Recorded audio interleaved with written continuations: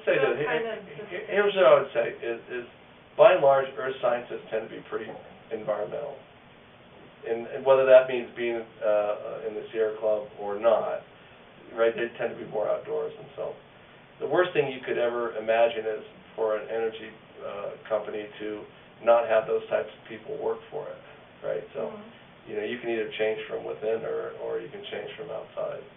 And so I have not put a single person that worked in an oil company that isn't a huge outdoor enthusiast.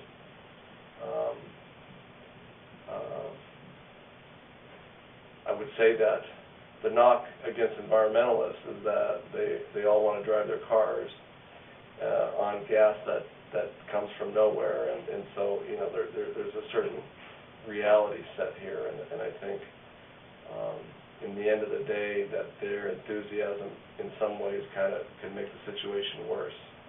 Instead of working to make sure the regulations are tight, is to try to work together and try to make it so that when it does happen, it happens in an environment where every potential for mishap is minimized to a great degree. Because I'm an environmentalist too, but I'm also a realist. I have to live in the real world, right? So.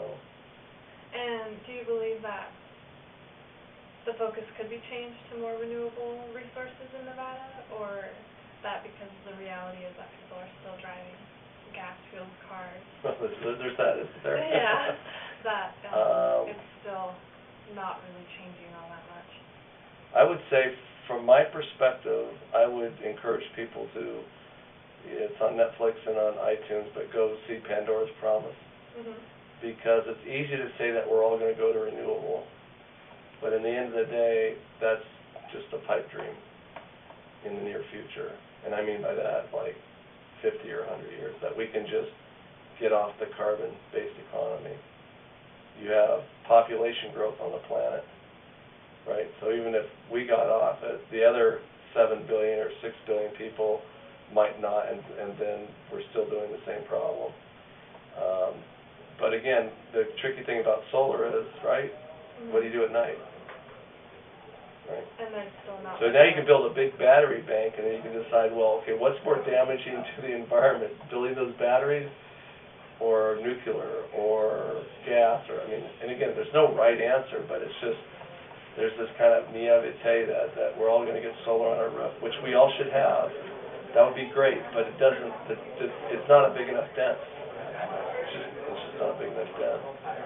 And that's the point behind Pandora's Promise. It has to be a mixture of more modern nuclear, solar, wind, carbon.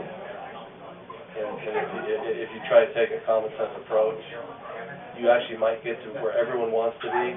But once you draw the lines in the sand, and there's the bad and the good, there's no answer.